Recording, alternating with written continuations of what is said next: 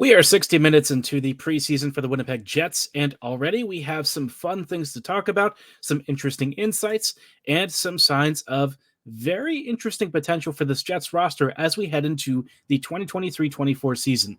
All coming right up on tonight's episode of Locked On Winnipeg Jets. You're Locked On the Hockey Jets, your daily podcast on the Winnipeg Jets. Part of the Locked On Podcast Network, your team every day.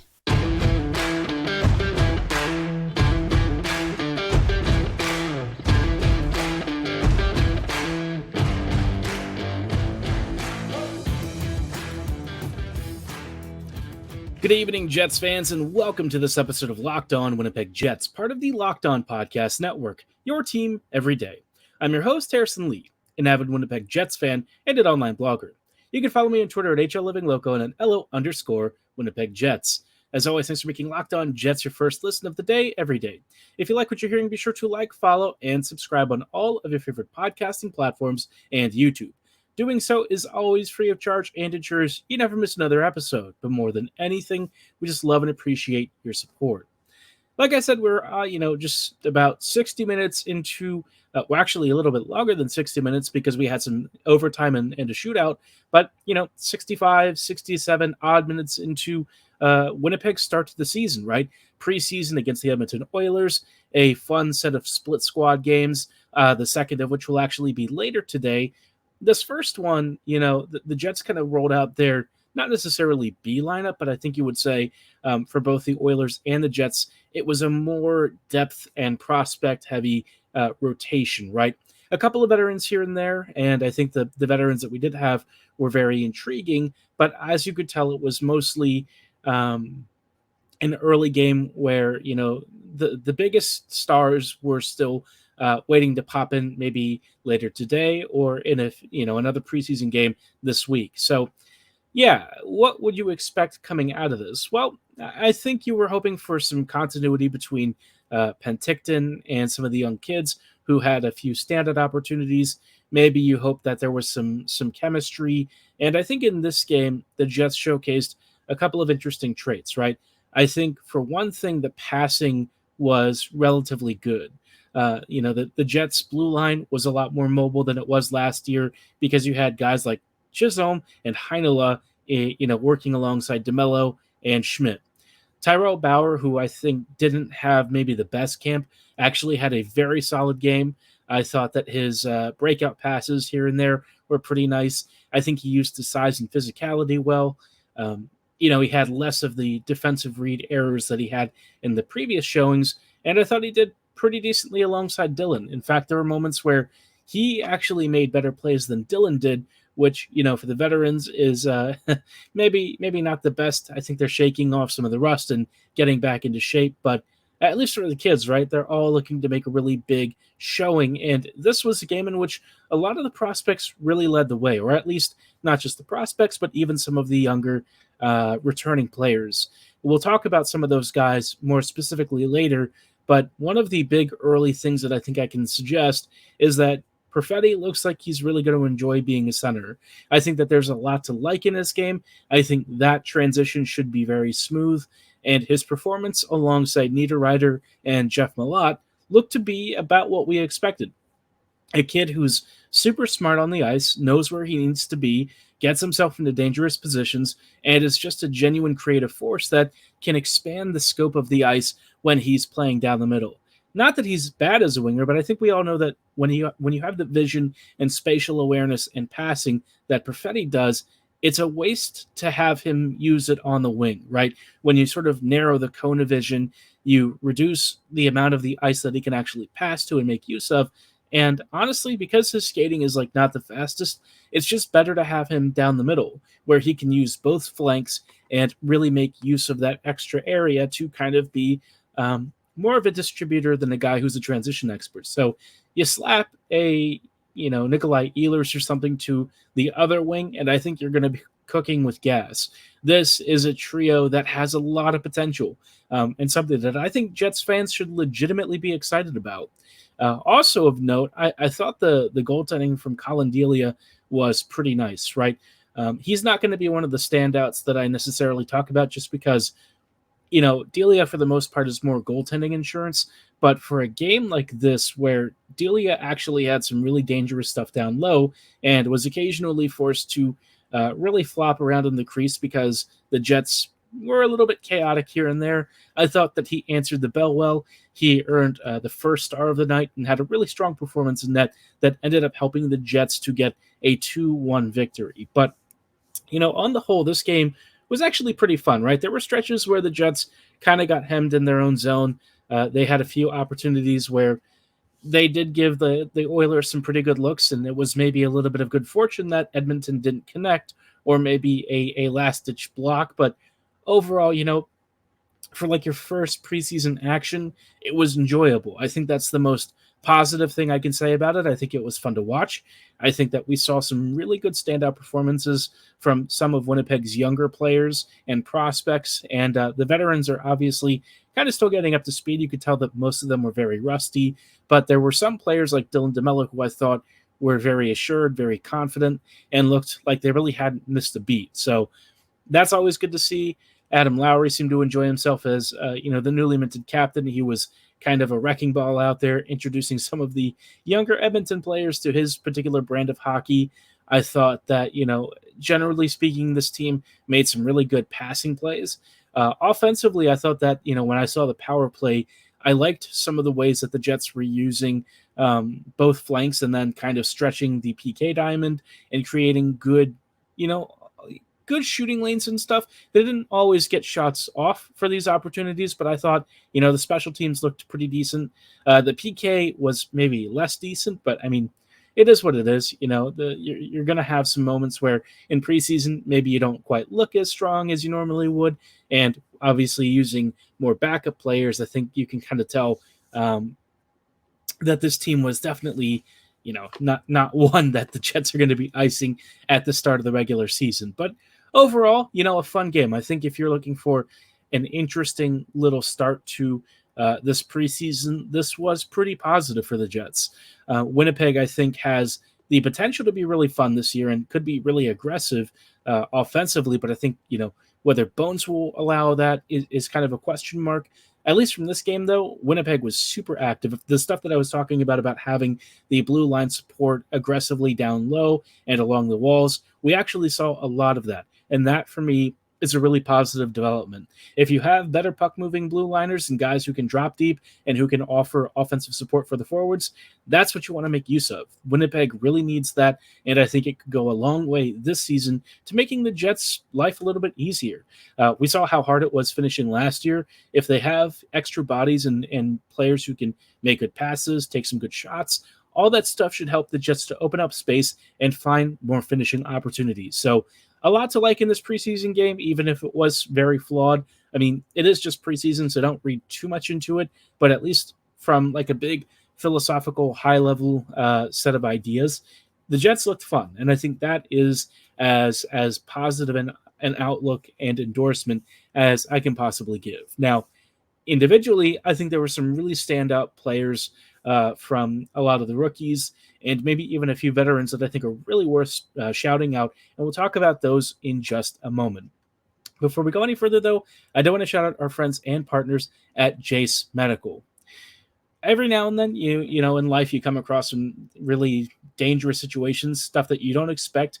Maybe you're abroad, maybe you are just traveling a short distance, but you come across something that you didn't expect, an accident, maybe some really bad weather.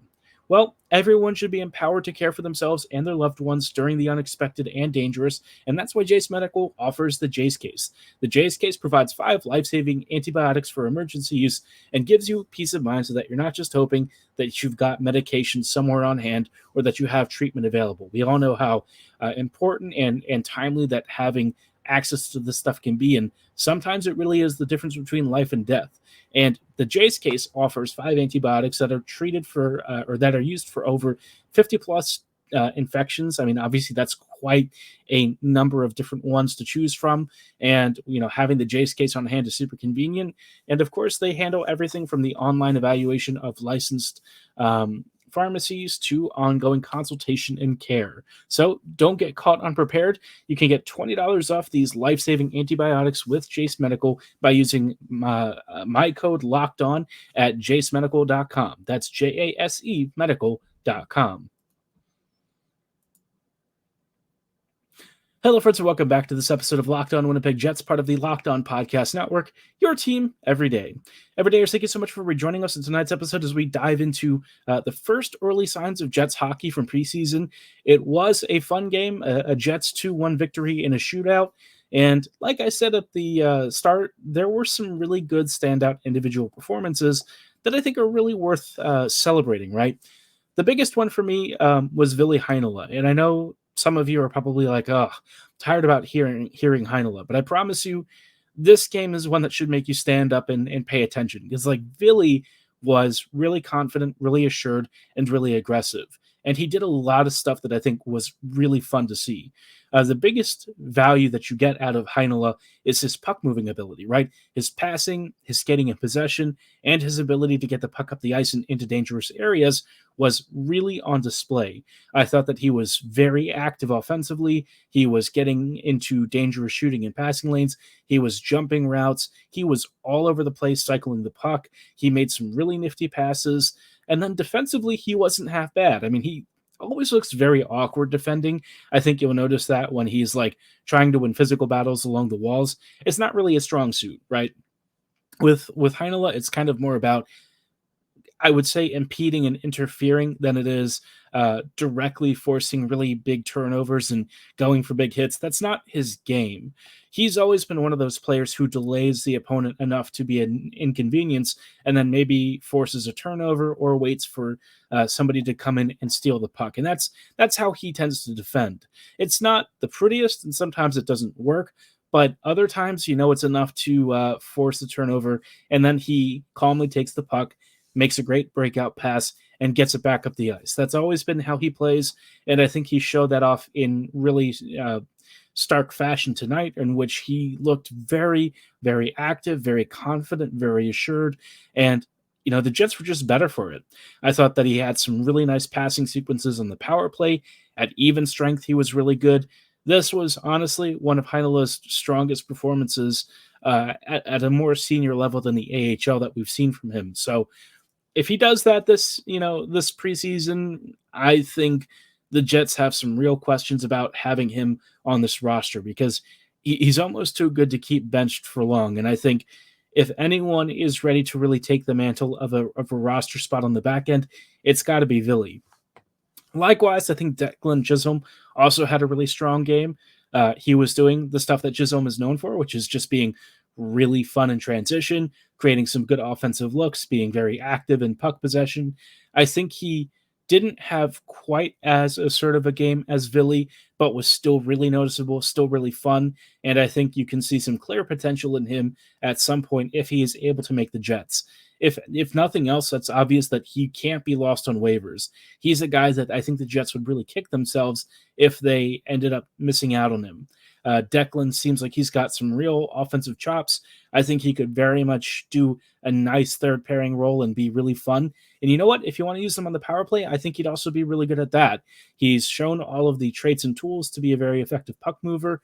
And as he starts to acclimate to a higher level of hockey, I think he will probably be the kind of player who does well with the pressure and really starts to thrive. So he and Heinola, I think, really put on a show.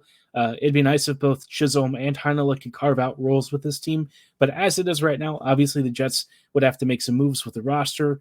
And I don't know what's going to happen with it yet. So we'll have to keep an eye on the defense. I think that's still a bit of a work in progress. But hopefully the Jets can, clear the logjam and give these kids an opportunity. Speaking of other kids who stood out, Cole Perfetti, like I said earlier, was really good at center. I think he had natural chemistry with Niederreiter. I think that he did exactly what we hoped he would, which was be defensively responsible, make good passes, anticipate spacing gaps well. He just did all the stuff that you'd ask of a center, and he did it well. So I was very happy with that. It's good to see that it's a very smooth transition for him, and hopefully, the points start to show up this year, because he was already on a pretty good scoring rate last year. But now if he adds a few more goals, that would be phenomenal. He also showed off some really silky mitts in the shootout, scoring the winner on a beautiful goal through Rodrigue. That was a fantastic, very deceptive move, and I almost didn't even see it because it happened in really an instant right around the goalie going down, and somehow Perfetti just sort of getting the puck past, I think it might have been the right side, so great opportunity, great goal, and Perfetti showing that he really is one of the most skilled players on this team. Now, as far as the kid line is concerned, Zilkin, Lambert, and Chibrikov, this trio was a lot of fun. Each player, I think, had some really good standout moments individually. Zilkin did some really good work in transition and was active in keeping the puck cycling. Lambert had some really good scoring chances on his own. A couple of moments where he turned the puck over a little bit needlessly, but otherwise, really fun game from him. And Chibrikov showed again that he's still very good in transition. I thought that he had some really good space creation. You can tell that he, amongst that trio, probably has had, I would say, the most successful pro stint so far. I think that Chibrikov really does have potential to become a really nice middle six player for the Jets, and I don't think it'll take him long to make Winnipeg's roster. So keep an eye on Chibrikov for the future. Lambert looked confident too, and I think he'll certainly be a player at some point in the near future. And Zilkin, yeah, he's going to be in Winnipeg's bottom six, and I think he's going to become a fan favorite before too long. So really, all across the board, I think the kids all did well. Even Tyrell Bauer, who I always, haven't always thought had the strongest game, really showed well. I thought that he, after a rough first period, really settled down, was very calming and steady, and used his physicality well. He's the kind of guy that I think Jets fans were hoping Logan Stanley would be. So, yeah, all in all, very positive. And I think all of this has left a more positive impression for me going forward than I might have anticipated. We'll talk about what sort of rising stock we can expect with the Jets and whether the rest of these games are going to live up to that in just a little bit. Before we go any further, I did want to shout out our friends and partners at FanDuel. Snap into action this NFL season with FanDuel, America's #1 sportsbook. Right now, new customers get $200 in bonus bets, guaranteed when you place a $5 bet. That's just $5 on anything you want, and you get $200 back in bonus bets, guaranteed. That's $200 in bonus bets, win or lose. And let's be honest, if you were betting on the NFL this year, you already know it's been pretty chaotic. So having that little bit of extra insurance is pretty nice. If you've been thinking about joining FanDuel, there's no better time to get in on the action than now. The app's super easy to use, and you can bet on everything from spreads to player props to over-unders and so much more. If you're ready to get started and bet on the Baltimore Ravens as Super Bowl champs, hint, hint, do it. Visit FanDuel.com/lockedon and kick off the NFL season in style. FanDuel, official partner of the NFL. Hello, friends, and welcome back to these closing thoughts on tonight's episode of Locked On Winnipeg Jets, part of the Locked On Podcast Network, your team every day. Everydayers, thank you so much for rejoining us on these closing thoughts of tonight's episode as we talk about rising stocks with the Jets. I actually think this team this year has a lot of potential to be very interesting. I've talked about it before. I've mentioned that pending how the Jets approach the next few months, Winnipeg really has an opportunity to really chase a playoff berth and be a fun team. And I think in this preseason game, this early preseason action, we saw some shades of what the Jets could be with some alterations and adjustments to how they approach the regular season tactically. Because looking at the projected lineups for this year, obviously I think it was a little more risk averse. Just for the first, like there was a clear top six and a clear bottom six, right? And I think, the way Bones had some of the training camp lines and stuff arranged, it was more on the defensive side for the bottom six, which is not necessarily the worst thing, but I think it's better when the Jets are more aggressive and favors skill and forechecking ability over like a purely defensive approach, right? Forechecking for the sake of forechecking and just owning the puck is nice at times, but I feel like last year when the Jets did this, they did sacrifice some real finishing talent, and that put the Jets behind the eight ball more often than not. So I think this year it'd be nicer if the Jets had more scoring depth, which with the Dubois trade, I think they're on the right path. I think we're seeing more and more of that starting to show. Iafallo, I thought, had a nice game in his first Jets action, and most likely when we see Vilardi later today, I think he'll have a really stand-up performance as well. Gabe should be super exciting. I think that he has the potential to be, a 70 to 80 point player for the Jets.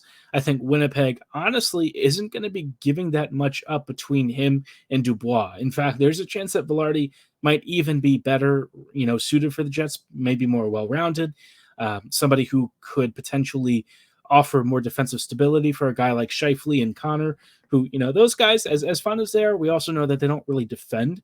And so Vilardi offering that more two-way presence while still being, a 30 to, 25, 30 goal scorer, I think would be phenomenal. That'd be a great fit for the Jets.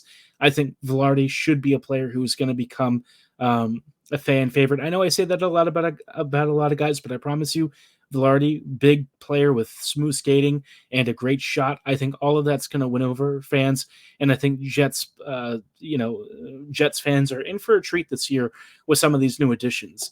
And really, I'm just excited about this team in general. Like, even with the bad defense at times, I still feel like I am looking forward to seeing some of the young kids make the roster. I think with a few trades, the Jets could get even more interesting, especially if they open up some roster spots for the youth. I think that would have a really positive impact on the fan base and honestly my stocks for the season, because we know that the forward grouping is pretty good. The defense, if you add more of that injection of youth from guys like Declan, Chisholm, and Ville Heinola, I think you're going to be looking at a much more ambitious, much more active group, which should make the Jets better to watch. And maybe even more competitive. I think this team has serious potential to be a bit of a dangerous team in the West, maybe one that people are sleeping on right now. And obviously with a single injury or something to the top six, things get a little bit more questionable. But, as it is right now, on paper, full health, this team looks pretty decent. So, look, I'm excited for the Jets this year. I know that I always get bit in the butt whenever I say this, but I do think Winnipeg has the potential to be really watchable. I think that they could be really entertaining. And I get the sense that this team is starting to put together some stuff for the future that Jets fans should be looking forward to. I think the young players like Perfetti, moving into a more natural position down the middle, and the continued growth of Jokin, Lambert, Heinola, Jibrikov, Chisholm, Bauer, all of these players who could become really big role players for the Jets of the future. It's nice to see them already finding success now amidst, what is kind of a transition point for the Jets. So all I can say is I think the season could be the start of something good for the long term. I'm hoping that this is the first stages that we see of what should be a new core taking shape. Whether Scheifele and Hellebuck are going to be part of it or not, at least in the meantime, we've got them. We've got an exciting group of young prospects, and I think there is more to come as the Jets start to add more and more talent to this team and hopefully picks up some really cool stuff in the upcoming draft. But let me know what you're thinking about this season. Are you excited? Are you kind of dreading it? Let me know in the comments below or at my social medias at HLLivingLoco and at LO_Winnipeg Jets. For tonight's show, though, that is all the time that we have.